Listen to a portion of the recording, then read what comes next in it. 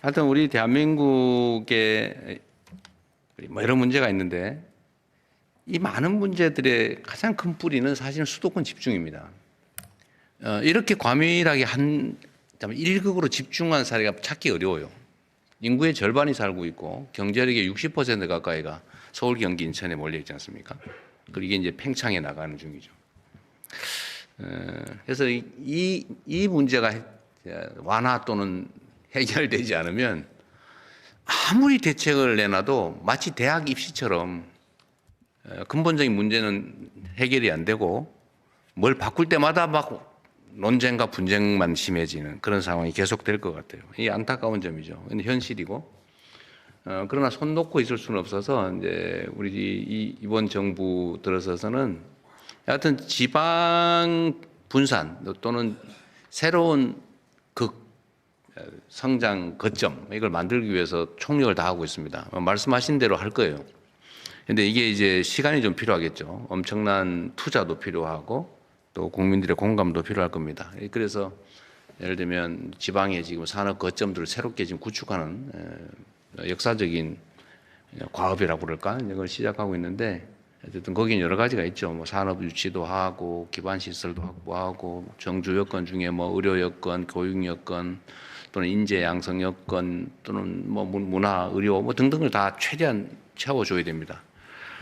그리고 이제 이걸 하기 위해서는 여러 가지 좀 우리가 현실적으로 할 수 있는 게 있죠. 뭐 재정 투자라는 건 너무 당연하고 또 공공기관이나 뭐 여기를 대대적으로 이전하는 사업도 곧 하게 될 테고요.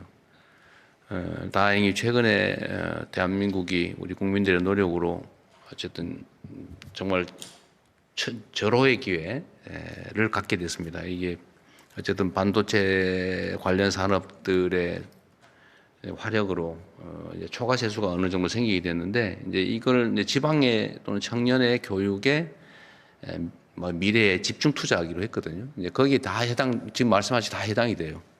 그래서 이 수도권 집중을 좀 완화하면서 지방의 새로운 기회를 만들면 효율성은 매우 높다라는 생각이 듭니다. 최근에도 지방의 고용률이 엄청 올랐거든요. 수도권은 거의 정체가 됐는데 지방은 고용률이 많이 올랐습니다. 이게 뭐 처음 있는 일인데 여러분은 잘 느끼지 못하시면 조금씩의 변화에 싹은 트고 있다 말씀을 드리고요. 주택 문제도 수도권 집중 완화와密接한 관련이 있습니다. 그 말씀은 잘 저희가 참고하도록 할게요. 네, 댓글 잠깐 소개해드리면 사심을 하나 좀 발휘해도 되겠습니까? 이광수 선생 저걸 많이 보는데 다음에 이광수 선생 한번 지적 한번 해주세요. 이광수 소장님이 손을 드시면 발언 기회를 계속 들고 있어요, 내가 보니까. 네, 제가 댓글 소개해드리면 NG러브 79님이 작은 땅도 있습니다. 작은 땅에는 작은 집을 지어야 하는데 그런 부분을 건설 임대 사업자가 틈새에서 민간 임대주택을 공급해 주세요라고 하셨습니다. 그리고 파파다 D6X님이 보유세 딱 미국만큼만 올리자라고 하셨고요. 그리고 해피 32217803님이 이주비 대출 규제로 재개발 이주가 진행되고 있지 않습니다.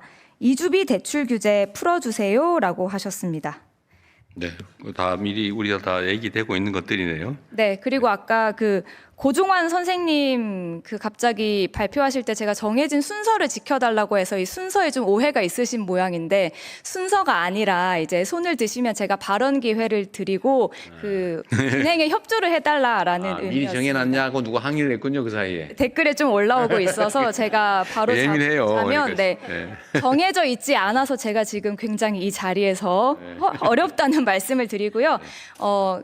사실 이광수 소장님은 유튜브 댓글로도 왜 마이크 안 주냐라는 댓글이 많이 올라왔거든요. 그래서 발언 듣는데 저희가 약속된 시간이 100분입니다. 근데 4분밖에 남지 않았거든요. 처음부터 합시다. KBS에서 양해를 해주면. 예상하고 있었는데 조금 더 많은 분들이 발언하실 수 있게 최대한 간략하게 부탁드리겠습니다. 먼저 이광수 소장님께 마이크 전해드리겠습니다. 네, 참고로 제가 예측하기로는 최하 1시간은 늘어질 거다.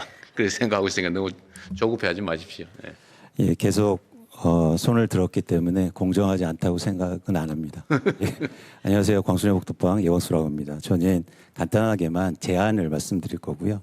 정책은 그 효율적이어야 되고 그리고 공정해야 됩니다. 그리고 또 하나가 더해줬으면 좋겠는데 과거에 없던 새로운 정책이어야 정부의 의지대로 부동산 시장을 이끌 수 있습니다. 그런 측면에서 어떤 정책을 논의할 때 이게 과거에 없던 건가를 계속 고민해야 됩니다. 그런 차원에서 제가 4가지 정도를 제안 드리고 싶습니다. 첫 번째는 대출 구조 조정을 해야 됩니다. 지금 대출 규제가 이루어지면 전부 다 신규 대출자에 대해서만 규제하거든요. 예를 들어서 LTV, DTI, DSR 모두 다입니다. 그런데 기 대출자에 대해서도 똑같이 적용돼야 됩니다. 그게 공정한 거죠. 왜 무주택자나 아니면 청년들만 규제를 받느냐 이거죠. 기존에는 대출 많이 받아서 집 산 사람들은 집값이 엄청나게 올라 있는데 그 사람들에 대한 대출 규제는 없습니다. 그래서 그런 공정한 대출 구조조정이 이루어진다고 보고 있고요. 두 번째는 저희가 양도세 감면을 해주는데 1가구 1주택자에 대해서 생애 1회로 제한해야 됩니다. 누구는 이사를 엄청나게 다니면서 그 비과세를 계속 받고 있어요. 그런데 이거를 생애 1회로 제한함으로써 과연 합리적인 선택을 하고 내가 처음에 집을 살 때부터 나는 이 집을 오래 살 건가 이걸 고민하게 해야 됩니다. 그래서 양도세 감면을 1회로 제한하자. 생애 1회로 제한하자. 이걸 제안드립니다. 세 번째는요. 재건축 해야 됩니다. 해야 되는데 재건축 규제 완화를 하다 보니까 너도 나도 다 하면서 멸실주택이 증가하고 시장이 불안 요인이 되거든요. 그래서 저는 재건축 재개발의 총량 규제를 하자. 예를 들어서 서울에서 2만 가구 1년에 2만 가구만 하겠다는 겁니다. 그래서 그럼 누구를 먼저 하느냐? 공공 분양을 많이 하거나 용적률을 더 많이 올릴수록 분양가가 낮을수록 먼저 진행하게 하는 거죠. 그래서 지금 이 상태로 하면 규제 완화하면 강남만 재건축만 될 거예요. 그러면 계속 비싼 아파트만 시장 양산되는 거죠. 그래서 실제로 재건축 재개발을 통한 공급을 시장 안정화에 기여하기 위해서는 총량 규제를 해서 더 공공성을 확보하고 그리고 분양가가 낮을수록 먼저 해주는 거예요. 인센티브도 훨씬 더 많이 주는 겁니다. 그래서 총량으로 하자. 지금 서울시장이 추진하는 것처럼 재건축 규제 완화를 이렇게 하잖아요. 그러면 우리나라 집값은 폭등할 겁니다. 왜냐하면 30만 채가 갑자기 없어질 거예요. 그래서 총량적으로 해서 순차적으로 하자. 이걸 제안드립니다. 네 번째는요. 규제 지역을 없애야 됩니다. 왜 어떤 지역은 다주택자들이 투기로 사면 대출도 해주고 세금도 깎아주는데 왜 어떤 지역은 규제 지역이라고 해서 그 지역은 안 되는 겁니까? 바로 옆 동네로. 그래서 아예 규제 지역을 없애고 전체 지역에서 예를 들어서 투기로 살 때는 똑같이 규제를 받는 거죠. 이 문제가 왜냐면 갑자기 동탄 지역에 집값 오른다고 가만히 있다가 규제로 하니까 시장이 변하거든요. 그래서 아예 규제 지역을 철폐하고 모든 대한민국의 어떤 땅이라도 투자로 살 때, 투기로 살 때는 규제를 해야 됩니다. 이것처럼 규제 지역을 아예 없애고 전체적으로 이게 바로 공정한 거죠. 왜 옆 동네는 규제했다고 그래서 나는 못 사고 그 시차에 따라서 더 달라지거든요. 그래서 다시 한 번 말씀드리지만 이재명 정부의 부동산 정책은 합리적이어야 되고 그리고 공정해야 됩니다. 특히 공정성에 더 관심을 두고 정책이 설계됐으면 좋겠다는 말씀을 드립니다.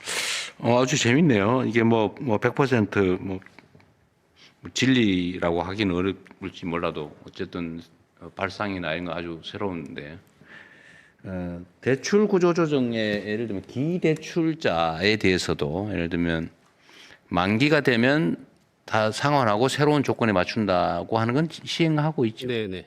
그 제가 전에 SNS에 한번 얘기를 해서 똑같은 문제의식을 가지고 있었는데 그게 광범위하게 전면적으로 되고 있는지는 잘 모르겠는데 한번 정리 한번 해보시고요. 네. 맞는 말씀이신 것 같아요. 지금 사실 청년 세대들이 갖는 어려움도 부모 세대, 기성 세대들은 이미 다 성장의 그 기회, 과실을 다 누렸는데 지금 새로 진입하려니까 너무 어려운 거잖아요. 이제 그거 다 기득권화된 거죠, 기성 세대. 그 문제는 또 일리는 지적하고 양도세나 이거를 생애 1회로 할지는 모르겠는데 기회를 무한대로 하게 하는 것은 사실 좀 문제가 있어 보이긴 하네요. 매우 일리 있는 지적인데 횟수를 제한하든지 아니면 뭐 첫 번째는 많이 해주고 두 번째는 좀 덜 해주고 세 번째는 아주 그거 좋은 생각인 것 같습니다. 한번 고민해 보시면 될 것 같아요. 그렇게 하겠습니다. 좋은 생각 같아요. 저는 이거 너무 많이 이제 활용하거나 총액으로 제한할 수도 있고요. 예를 들면 총액으로 여러 차례 이 고가주택을 사고 팔고 해서 하는 경우에 똑같이 해줘야 되냐? 그 일리 있는 지적 같습니다. 그 외에도 이런 구체적 타당성 있게 하자는 말씀이신 것 같은데, 어쨌든 정책 당국자들이 좀 어렵긴 하겠지만 이렇게 좀 핀셋형으로 정확하게 구멍이 없게 하는 것도 중요하고 또 이걸 활용해서 부당하게 이익을 얻는 틈새가 생기지 않게 하는 것도 중요한데 이러려면 일을 좀 많이 해야 됩니다. 예, 그렇게 하겠습니다. 네, 또 다른 분 의견 들어보시죠. 네, 의견 듣겠습니다. 좀 뒤쪽으로 가고 싶은데 저기 맨 뒤에 여성분 계시거든요. 마이크 전해드리겠습니다. 이게 안기령 대변인이 시야가 이렇게 돼서 그 라인으로만 지정되는 경향이 좀 보이는데 아닌가요? 네. 네, 말씀하십시오. 네, 안녕하세요. 저는 일반 참여자 황정민이고요. 저는 수원의 한 아파트 입주 예정자입니다.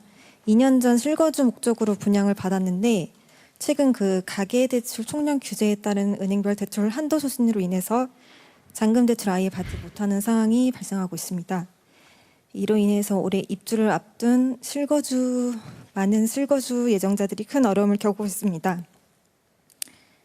이런 투기 수요를 억제하려는 정책 취지는 공감합니다. 다만 이미 2년 전에 계약한 실수요자들에 대해서는 잔금 대출 규제를 예외 적용하거나 경과 조치를 마련할 계획이 있는지 답변 부탁드립니다. 감사합니다. 네, 한번 점검해 보시죠. 이게 저런 지적들이 꽤 있더라고요. 이미 확정된 건데 사후에 정책 변경을 하면 어쩌란 말이냐. 다 그거 믿고 했는데 그 지적은 일리가 있어서 하여튼 그 경계선에 걸리는 사람들 집단 부분은 이제 가계대출 총량 규제를 하다 보니까 이제 개별 은행 단위에서 은행 더 단위에서. 자체적으로 자기들이 더 쥐다 보니까 원래대로 나갈 수도 있는 부분이 있는데 그것들은 저희들이 계속 협의해서 보도록 하겠습니다. 네. 행정 지도를 할 수도 있는데 어쨌든 있는 제도에 맞춰서 계획했는데 정책이 바뀌었다고 해서 이렇게 만들면 사실 황당무계한 일이 벌어질 수 있죠. 이거는 사실은 좀 문제인 것 같습니다. 그거는 그게 얼마나 많은지 모르겠는데 어쨌든 요 경계를 그을 때 그 상처 입는 사람들이 최소화될 수 있게 좀 할 필요는 있을 것 같아요.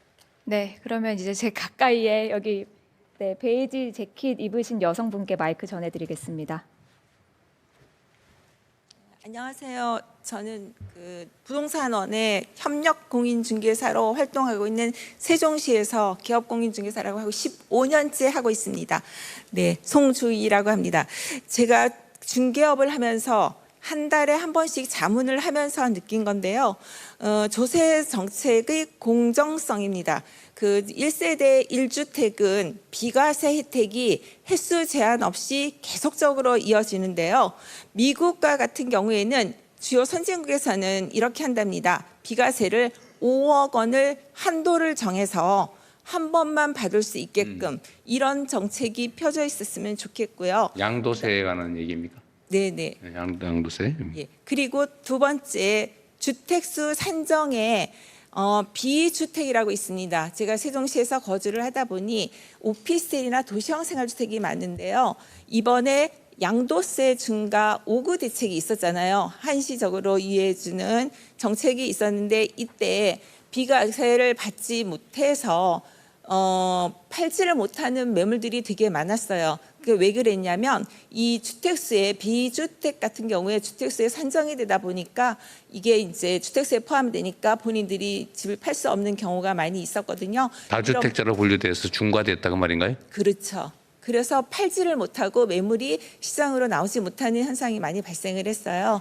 네, 이런 부분들을 다시 시정을 해서 좀 좋은 효율적이고 형평성이 있는 정책을 폈으면 좋겠습니다. 감사합니다. 네. 사실 오늘 제가 여러분들하고 토론하면서 우리 뭐 댓글이든 아니면 온라인 참여자 하시는 분들이시든 좀 듣고 싶은 이야기는 좀 더 구체적인 것이었어요. 예를 들면 보유세를 강화해야 된다. 이거 사실 대체적으로 동의하는 거예요. 그럼 어느 범위에서 강화할 거냐, 어느 정도 강화할 거냐, 어떤 차등을 둘 거냐, 사실 이런 게 중요하거든요. 또 다주택자들 중에 예를 들면 매입 임대를 하거나 아니면 매입해 가지고 다주택을 보유한 경우에 그건 사실은 명확하게 어쨌든 자산 증식 목적이라고 봐야 되거든요. 그런 경우하고 내가 진짜 살기 위해서 산집하고에 대한 보호 정책은 좀 달라야죠. 예를 들면 조세라고 하는 게 일반적인 기준을 두고 예를 들면 내가 진짜 내 살림을 하기 위해서 가진 경우하고 여러 채를 돈 벌기 위해서 한 경우는 전 당연히 차등을 둬야 된다고 보고 그거에 대해서 우리 국민들께서 이견이 있을 것 같지는 않아요. 똑같이 해라. 그럼 어느 정도를 할 거냐가 사실 더 중요하거든요. 자, 오늘 얘기는 우리가 새로운 정책에 관한 토론이기보다 이미 다 알고 있어요. 아까 말씀드렸던 것처럼 우리 국민들께서는 어느 방향이 바람직하다는 거 대체적으로 동의하는데 그러면 어느 기준에 얼마 정도가 적정하냐? 예를 들면 진짜 5억이냐?